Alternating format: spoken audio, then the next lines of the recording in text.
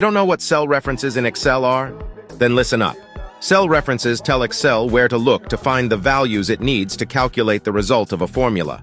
A reference can refer to one cell, a range of cells, or even entire columns and rows. But let's take a closer look. Every cell in an Excel worksheet has a unique address. The address of each cell is defined by its location on the grid. For instance, the address C6 refers to the cell in the 6th row of column C. When a cell reference refers to more than one cell, it is often called a range. A range uses a colon to indicate its beginning and end.